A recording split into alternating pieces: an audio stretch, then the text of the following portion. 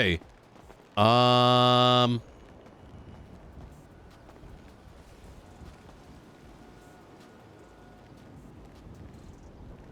still trying to get my my bearings from being away for 2 days. It's All right. Yep.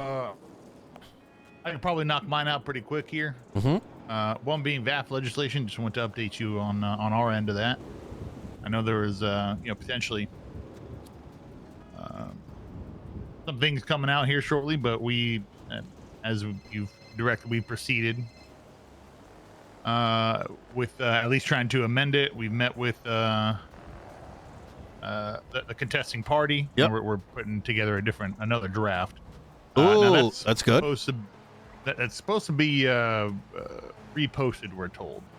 However, once it's done, we'll most likely bring it to the mayors. I think that's a better route to take. I agree. So we had that meeting. I posted on it. That's all getting done. Just to update you from our end of that. In terms of what I want to talk to you about specifically, we have a situation where we have 6, 8, 10 people in custody at times. So before we move on from the VAF one, sure, I can tell you that Flippy and Co. I don't know how, if they represent everyone that was. I would recommend that once that draft is done, it may behoove.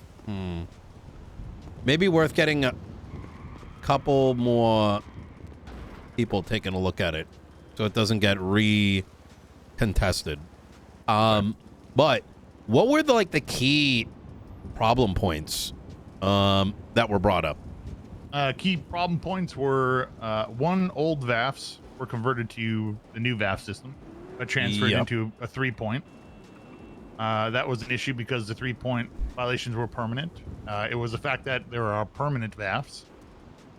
So we've removed a permanent VAF aspect of it and moved it to 60 days, which is still a substantial amount of time.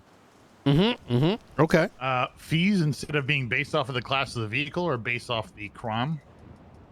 So shooting would have a base fine multiplied by how many points, as opposed to based on the type of car.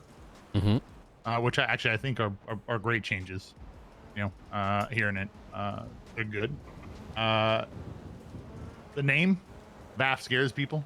Change it to something else, strikes, points, something along those lines, things like that.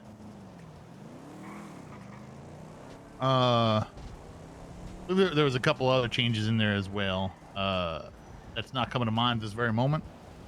So the main concern was it that with the introduction of the new updated VAF system, that the proposal was maintaining permanent VAF points while introducing temporary VAF points. Is that accurate? Yes, as well as fines. They weren't happy about the fines, I got you. Why we adjusted the way they work. So, in an attempt to find a way to ensure that we're not bankrupting people who are in lower class vehicles per se. We were charging based off the class as opposed to the crime, but ultimately our goal, which is to prevent these vehicles being used and abused and people shooting out of these vehicles and whatnot, that's our goal. So instead of charging based off class, it's charged now based off of what crime they were used for. Fines and permanent points. Yes, that's what I would say the most concerned they were with it. Okay, that makes sense.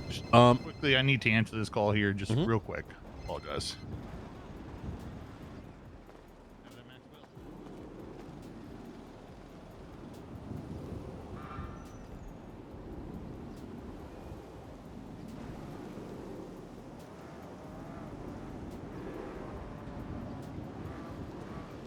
Huh.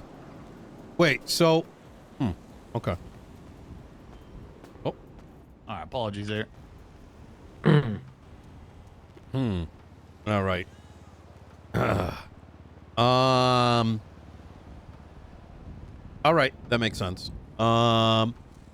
Did anyone else approach you in regards to the VAF stuff? I know Twatter was going pretty ham. There was mostly like I saw people saying like getting hit twice. Is that what they were referring to? The old VAFs and now there's some new shit that was sitting on top of it. Is that? The only person that's reached out was Danielson, who said they're going to schedule a arbitration. Which we tried to contact Flippy prior to that. He wasn't available. We ended up meeting with him. We told Danielson. He said, "Great. We'll as long as there's communication with the DOJ saying that we're working towards a resolute that that there is no arbitration as long as we're working towards it." Okay. All right. So we're keeping him in the loop, and once we get that new version, we'll push it most likely the mayor's ways, and if you want to reach out to anybody about it as well. Yeah, absolutely. I think one of the biggest problems, and I want to kind of highlight this, is that I don't think it's just the VAF.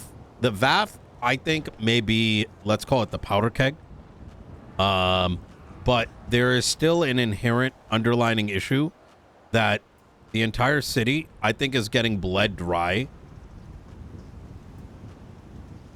Let me provide some perspective. And we may have spoken about this already, and it's something that I do want to investigate. I think about like 2-3 months ago, when the fines increased dramatically, in some cases 1,000-fold. 1,000x. That the economy may be in such a poor spot that the VAF situation may just be the breaking point for a lot of folks. Unfortunately, that is just speculation, because we don't really have access to people's like personal finances. And one of my worries is that even if there is resolution here, there may be a bigger problem that may need to be resolved. But I would say I just want to kind of give you a little bit of a background of something that we are going to start looking at to see how bad are these fines really. There's also this, and it, as we get that information, I'm gonna send it your way. Did I share that one document with you with the fine increases? You talking about from the gentleman that approached us at the Sports Center? Maybe. The percentages and everything. Yeah. Yeah, I should have that somewhere here. Okay. I'm gonna. Yeah, that's. I don't want to. I understand the fines, but part of the intent with this change to VAF is also to have some repercussions for, vehicles that are used that are $30,000, $40,000, $50,000, and they're just rinsing them, right? It's supposed to be. Agreed. It's supposed to carry some repercussions for that. I don't particularly have that much of an issue with the VAF stuff, as much as I look at it as like what may be perceived as like a final straw, right? Is that some of that outrage isn't necessarily with the VAFs itself, but rather the economy of everything else, right? Right. I guess I didn't finish my thought there. I understand where you're coming from on that, and whatever happens with the fines, if they get lowered, I'm all for that. Whatever's decided upon that. Yeah. I do want some sort of monetary value with VAFs, but I understand how that could push it over the edge. Yeah, no, I don't think that should be put into consideration. I think if the VAFs, a newer VAF system makes sense. I mean, this is moving towards one where, if I understand it correctly, in the past, VAFs were permanent. Now it's moving to a direction where they are no longer permanent. and that if someone were to be using a vehicle in crime, they turn a new leaf or whatever, those points would eventually fall off. So in some ways there's a benefit here, right? Let me wait till your draft is done and then let me take a look at it, because I'm good. Yeah, that's probably best. But the other thing you want to bring up? A system where we're able to. So currently, the way that the budget works is, it's based off of our funds, the funds we deliver. Is that right? Correct. Yep. A system that would allow it to, allow us to find the money that's received for our budget be fined based off the department, as opposed to as to where it was fined at. And the issue we're coming up with here is we have situations that have 6, 8, 10 people in custody, and BCSO has some, takes it to the county. We have some here, takes it to MRPD, and now charges are getting skewed here because due to communication, over radios. It's unfortunate that's happening, but that's I understand that everybody needs their budgets, so they got to take them to their own departments. Instead of it being based off the department they're processed in, I was hoping we'd come up with a solution that would allow the department in which the processing officer is from gets the gets the monetary value added to their budget. When you say that, do you mean something that we'd have to contact IT for? Or you guys would internally do that? Probably IT would be easier. So, because what you're describing is, I asked Andy Jones this 8 months ago. BCSO knows about it too.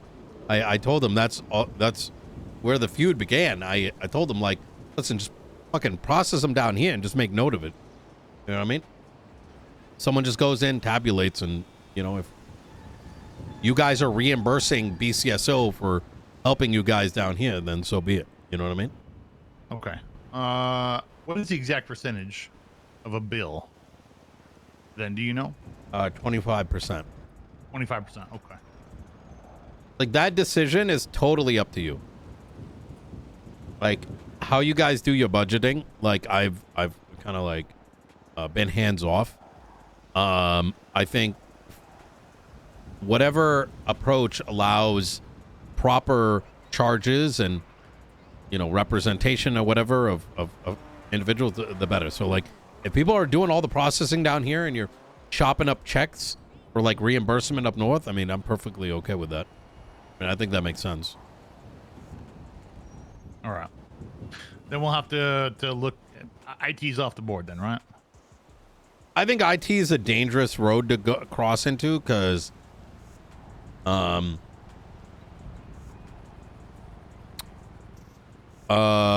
wouldn't say it's off the board. I would say you shouldn't depend on it, because fair enough. Yeah. All right. Okay, we can. It'd be pretty simple to actually create a document and just get it paid based off of, report number, the amount, and just do that simply. Total it all up. Yep. All right. Good deal. Then I don't have anything further this time. All right. Easy for me. I would. No. That's about. I don't think so. All right. All right. Fantastic. Good deal. Right. Have a good day. Hey, all right. Appreciate it, Turner. Yeah. Y'all take Thanks, care. Turner. Take it easy. Thank you. Bye. All right. What's going on, Perry? How you doing? I'm tired. Mm. I'm absolutely knackered, but I'm fine. As fine as it can be. Well. I know I talked to you about this, Nino, before.